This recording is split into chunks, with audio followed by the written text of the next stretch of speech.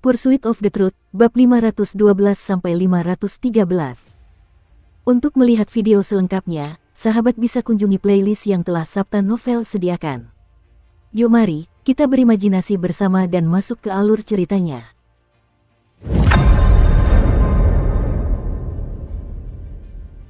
Ada berbagai pedang logam compang camping, perisai rusak, dan barang-barang rusak lainnya yang tertinggal di belakang kura-kura seolah-olah ia menyeretnya.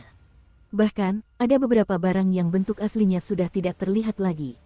Jumlahnya sangat banyak sehingga pada pandangan pertama sangat menyilaukan, namun ketika Su Ming melihat lebih dekat, dia tidak tahu apakah ingin tertawa atau menangis karena semua barang itu tidak berguna. Beberapa di antaranya masih memiliki pecahan es di belakangnya. Jelas sekali, kura-kura ini baru saja menggali semuanya dari dalam es.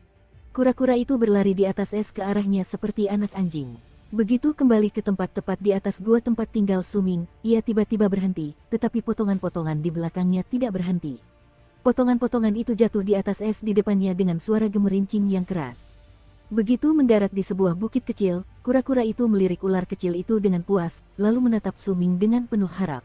Ia bahkan menjilat bibirnya. Su Ming memandang sisa-sisa makanan itu, lalu menatap kura-kura yang tampak angkuh namun kini terlihat sederhana dan jujur, dan mengangkat tangan kanannya sambil tersenyum kecut. Ia menjentikkan pergelangan tangannya, dan botol obat berisi cairan hitam itu muncul di tangannya. Tepat setelah Su Ming mengeluarkan botol itu, ular kecil itu mengangkat kepalanya. Ekspresi rindu muncul di wajahnya. Kura-kura di luar lapisan es itu melebarkan matanya dan embusan udara mulai keluar dari lubang hidungnya. Ia bahkan mulai mencakar es secara naluriah. Setelah terdiam sejenak, Su Ming memutuskan bahwa dia tidak ingin mengabaikan kerja keras kura-kura itu. Dia menuangkan setetes cairan hitam, melirik kura-kura itu, lalu membuang sebagian besar cairan hitam itu, hanya menyisakan sedikit. Dia mengerutkan kening dan memasang ekspresi tidak puas, lalu dengan setetes kecil cairan hitam di tangannya, dia pergi ke gunung es, membuka lubang kecil sekali lagi, dan memercikkan cairan itu keluar. Kura-kura itu membuka mulutnya lebar-lebar dan segera menerjang ke depan untuk menelan setetes kecil cairan hitam itu. Ekspresi mabuk muncul di wajahnya, tetapi setelah menunggu beberapa saat, ia melihat Su Ming kembali ke gua es di bawahnya alih-alih memberinya lebih banyak cairan hitam. Ia mengeluarkan beberapa raungan ketidakpuasan, bahkan bergerak maju untuk mengutak-atik gundukan kecil sampah yang telah dibangunnya. Ketika melihat Su Ming masih mengabaikannya, kura-kura itu menjadi semakin marah, lalu mulai berjalan berputar-putar di atas es. Setelah beberapa saat, sepertinya ia teringat sesuatu dan terbang meninggalkan es lalu menghilang ke dalam kegelapan lagi. Ketika kura-kura itu menjauh, Su Ming menenangkan diri dan berdiri di samping cincin ajaib untuk melihat tawon beracun di batu gunung semi-transparan. Setelah beberapa saat, ekspresi tekad muncul di wajahnya, dan dia mengangkat tangan kanannya untuk menekan telapak tangannya ke bejana ajaib. Seketika, cincin cahaya mulai berdengung dan mengikis batu itu. Saat pecahan batu berjatuhan, secara bertahap, batu gunung semi-transparan itu menjadi lebih kecil dan lebih tipis. Setelah beberapa saat, benda itu hancur berkeping-keping. Begitu berubah menjadi debu, tangan kanan Su Ming melesat seperti kilat, cahaya keemasan bersinar di ujung jarinya. Gerakannya memunculkan pusaran angin yang menyatu dengan cahaya keemasan, dan begitu pusaran angin itu menyelimuti tawon beracun tersebut dalam beberapa lapisan, ia menangkapnya di antara dua jarinya. Jantung Su Ming berdebar kencang. Apakah tawon beracun itu mengandung nektar? Jika tidak, maka semua harapannya akan pupus. Jika memang ada nektar di dalam tubuh tawon itu, apakah nektar itu berasal dari bunga penyegel dewa? Jika tidak, maka semuanya akan tetap pupus. Begitu ia teringat betapa hebohnya orang-orang di kota Saman terhadap nektar penyegel dewa ini dan mengingat komentar-komentar mereka tentangnya, mengingat bahwa bunga penyegel dewa yang misterius dan hampir punah ini mungkin bukan berasal dari dunia ini, bukan dari dunia Dao Pagi sejati, melainkan berasal dari dunia Yin suci sejati atau bahkan mungkin dari alam semesta itu sendiri. Ketika ia mengingat efeknya yang mengejutkan, Su Ming merasa mustahil untuk tidak gugup. Saat ia merasa cemas atas kemungkinan mendapatkan nektar tetapi juga khawatir bahwa ia mungkin tidak akan mendapatkannya, ia menatap tawon beracun yang terperangkap dalam pusaran emas di antara jari-jarinya dengan tatapan yang menyengat. Bunga penyegel dewa adalah benda legendaris, dan kelangkaannya tidak dapat digambarkan dengan kata-kata. Bahkan, dapat dikatakan bahwa saat ini tidak ada satupun daunnya yang dapat ditemukan di seluruh benua para berserker. Nektarnya bahkan lebih langka. Lagi pula, bunga itu sendiri harus ada terlebih dahulu, dan nektar hanya akan keluar ketika bunga itu mekar. Saat itu, bunga penyegel dewa praktis hanyalah legenda, dan hanya dengan mengaitkannya saja, nektarnya pun mustahil didapatkan. Saat Suming menatap tawon beracun di antara jari-jarinya, dia menyebarkan indera ilahinya keluar dan menyatukannya ke dalam tubuh tawon itu.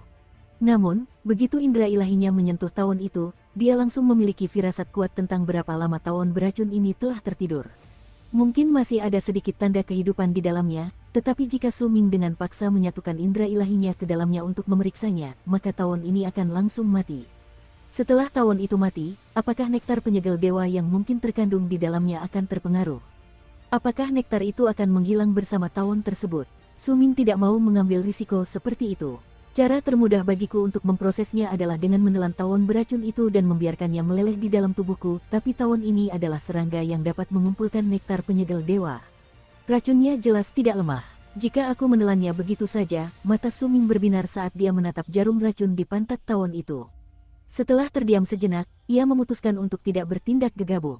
Sebaliknya, ia melanjutkan rencana awalnya dan mengubah indera ilahinya menjadi sebuah tanda sebelum perlahan-lahan menyatukannya ke dalam tubuh tawon beracun itu. Satu-satunya yang bisa kulakukan adalah menjadikan makhluk ini hewan peliharaanku. Hanya dengan begitu aku bisa membuatnya memuntahkan nektar dengan patuh. Ini adalah cara teraman bagiku untuk mendapatkan nektar, dan juga satu-satunya cara aku bisa mendapatkan semua nektar.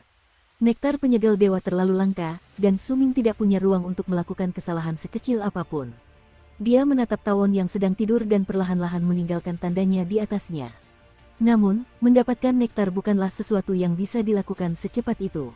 Setelah beberapa saat, Suming menempatkan tawon itu ke dalam kotak giok dan menyimpannya di dalam tas penyimpanannya. Kemudian, ia menggunakan secercah indera ilahinya untuk mengelilingi seluruh kotak giok agar terus memberikan tanda miliknya di dalam tawon tersebut. Jika tawon itu benar-benar memiliki nektar penyegel Tuhan, maka setelah aku selesai memberi kepadanya dan menjadikannya hewan peliharaanku, aku akan mendapatkan jawabannya. Suming menahan kegembiraannya dan mengeluarkan batu merah lainnya, lalu mulai memecahkan batu itu di tanah beku yang terletak di dasar laut. Proses memahat batu ini sangat kering dan membosankan, tetapi Suming sudah terbiasa sendirian. Adakah kesepian yang bisa dibandingkan dengan reinkarnasi tanpa akhir yang harus ia derita di dunia abadi dan tak terbinasa? Begitu saja, Suming terus tinggal di dunia beku itu. Waktu berlalu, dan dalam sekejap mata, 1 tahun telah berlalu. Selama tahun itu, kura-kura tersebut telah kembali beberapa kali, dan setiap kali kembali, ia membawa sejumlah besar barang. Namun, tidak satu pun dari barang-barang itu yang lengkap atau dalam kondisi berfungsi. Semuanya adalah barang-barang yang rusak, dan barang-barang ini membentuk banyak bukit kecil di gunung es.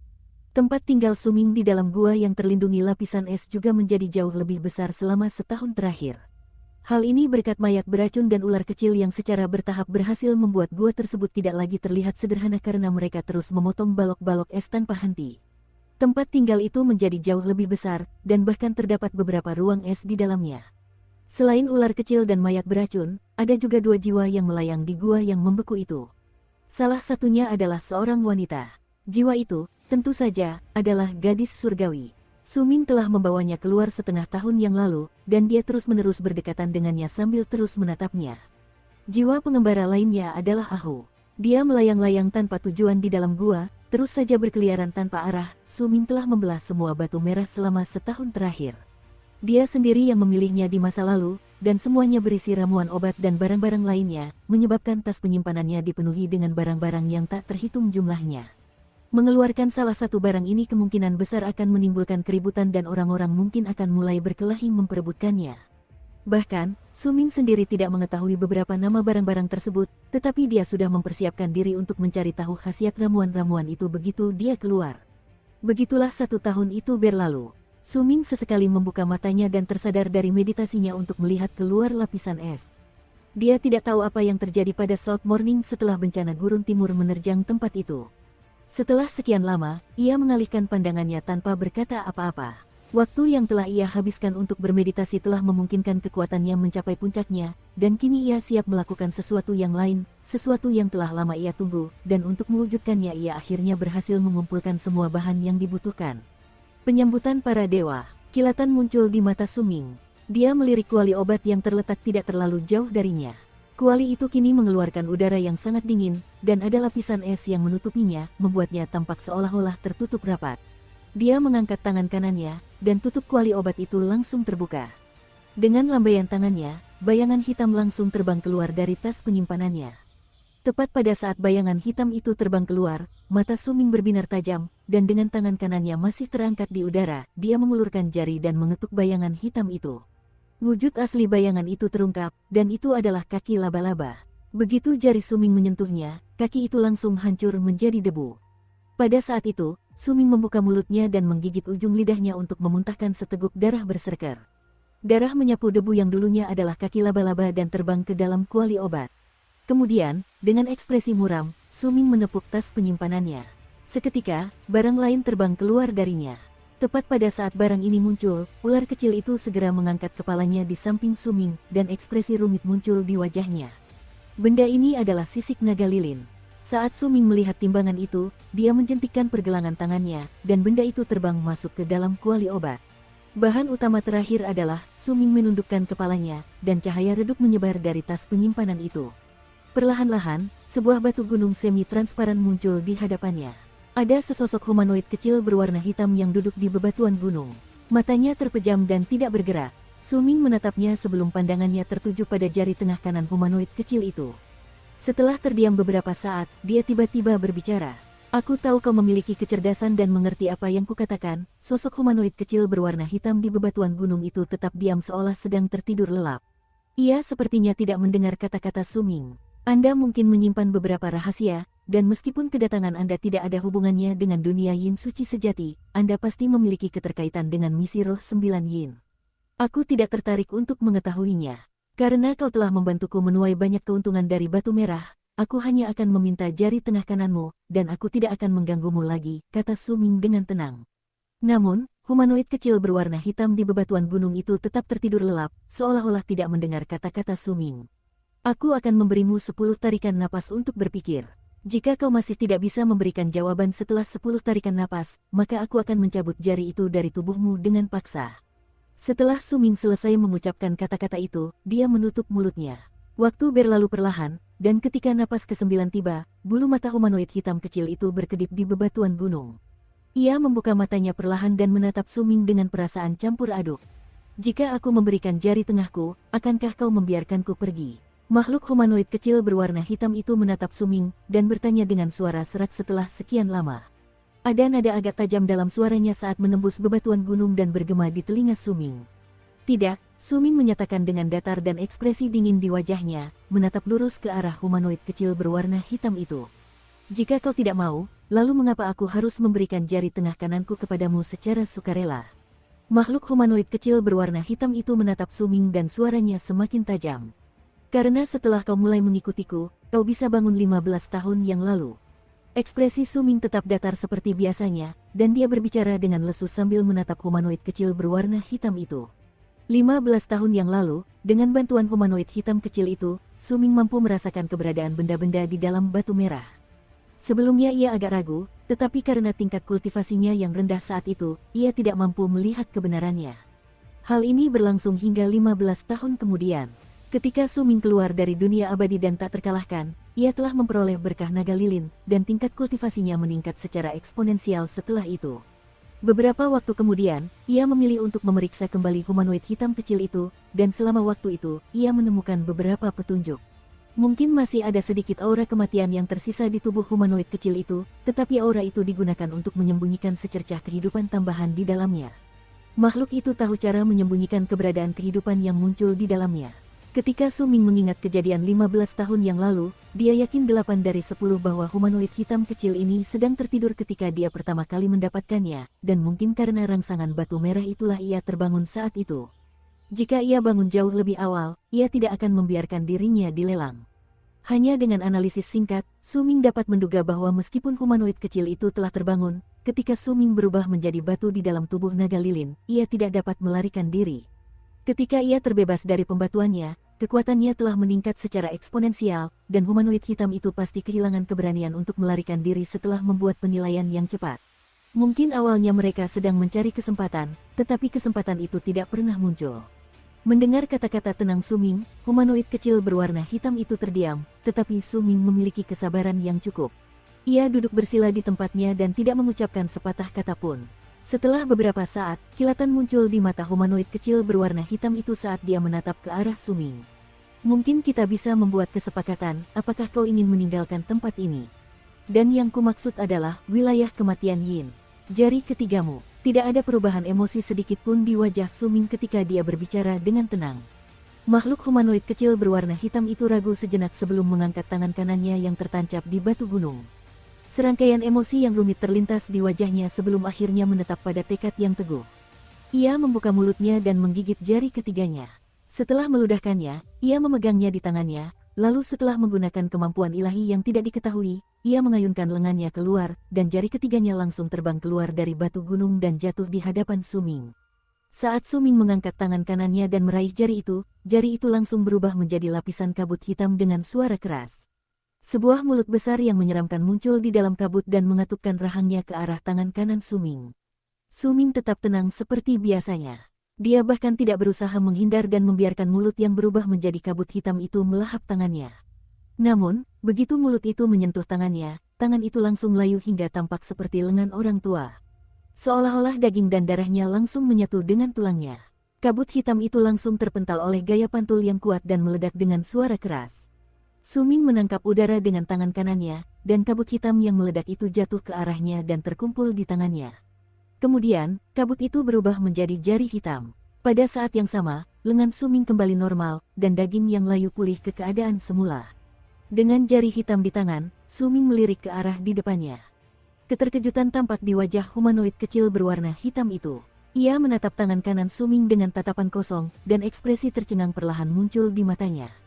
Kau, ini kutukan. Kau benar-benar berhasil menguasai kutukan naga lilin. Ini, sejak aku mendapatkan berkah naga lilin, aku menemukan kekuatan hidup yang kau sembunyikan. Kau mungkin bisa memantau ucapan dan tindakanku setelah aku meninggalkan tubuh naga lilin, tapi itu karena aku mengizinkanmu untuk melihatnya, kata Su Ming datar, sambil mengangkat jari ketiganya. Tanpa menunggu humanoid hitam kecil itu melanjutkan bicaranya, dia melambaikan lengan kirinya, dan seketika itu juga, batu gunung transparan itu dikelilingi cahaya keemasan.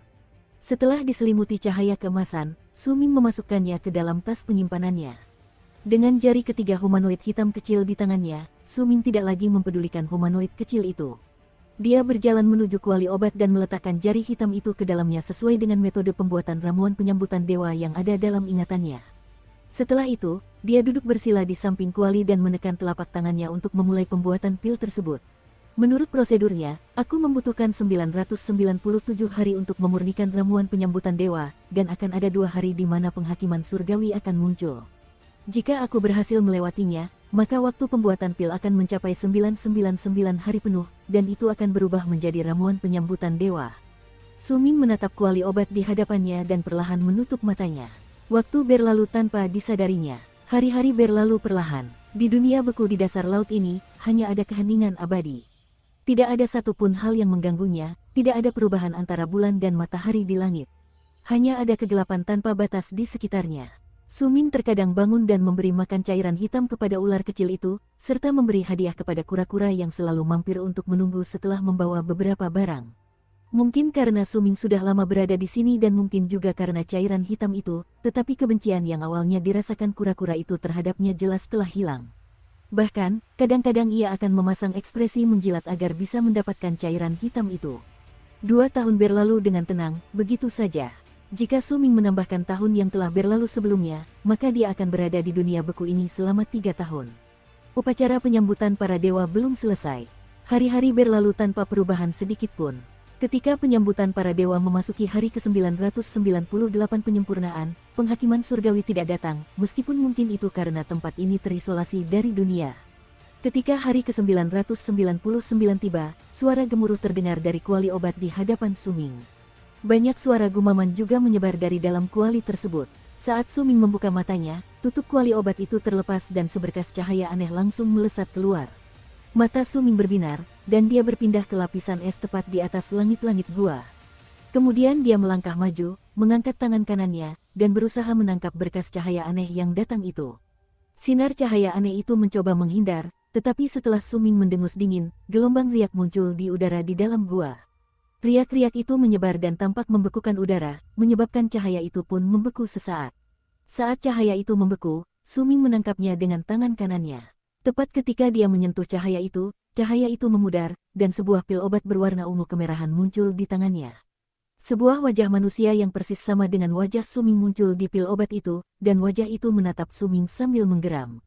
Penyambutan para dewa memiliki kekuatan untuk menghancurkan langit dan bumi.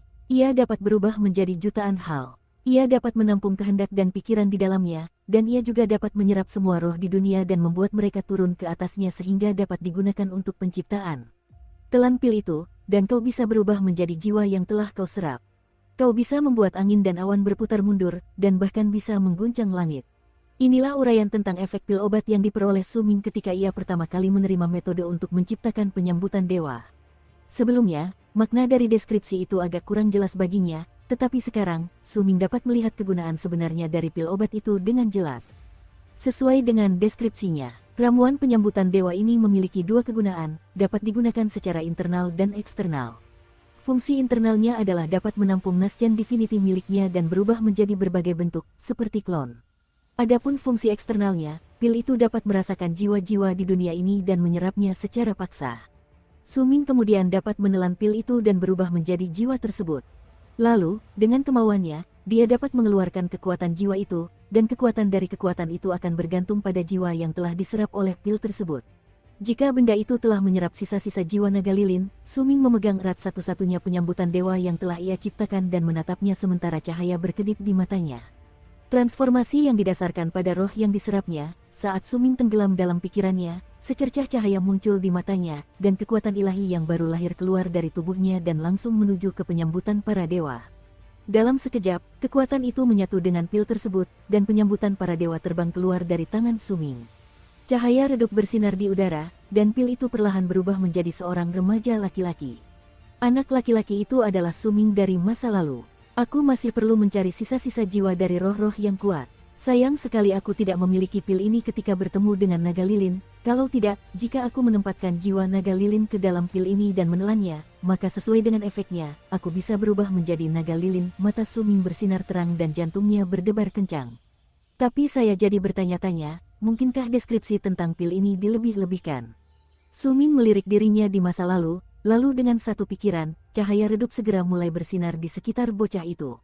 Kekuatan ilahi yang baru lahir kembali ke tubuhnya, dan saat cahaya redup itu berkumpul, ia berubah menjadi pil obat sekali lagi. Suming menyimpannya ke dalam tas penyimpanannya, lalu mengangkat kepalanya untuk melihat kegelapan di luar lapisan es. Sudah hampir 4 tahun sekarang. Selama waktu ini, aku juga meningkatkan jumlah tulang berserker di tubuhku. Sekarang hampir 1/7 dari semua tulangku telah berubah menjadi tulang berserker. Waktunya telah tiba bagi saya untuk pergi. Konflik antara South Morning dan Eastern Wastelands seharusnya sudah berakhir. Puncak ke-9 muncul di benak Suming. Setelah sekian lama, ia memejamkan mata. Ketika ia membukanya kembali, ia mulai membersihkan gua tempat tinggalnya selama hampir 4 tahun. Ia menyimpan kuali obat dan mayat beracun, serta jiwa gadis surgawi dan Ahu, sementara ular kecil itu terentang di pundaknya. Suming tiba di pintu masuk gua dan menuju ke gunung es, lalu melihat ke arah gerbang. Tepat ketika dia hendak pergi, raungan rendah tiba-tiba terdengar dari luar lapisan es. Ketika Suming menoleh, senyum tipis muncul di sudut bibirnya. Kura-kura itu bergegas mendekatinya dari air laut hitam. Kura-kura itu membawa benda raksasa di mulutnya. Benda itu berukuran ratusan kaki dan tidak terlihat jelas. Kura-kura itu membawa benda tersebut ke lapisan es, dan begitu melihat Suming, ia segera mengendurkan rahangnya dan menatapnya dengan mata penuh harap dan antusias. Ia bahkan menggunakan cakarnya untuk mendorong benda yang diseretnya itu lebih dekat.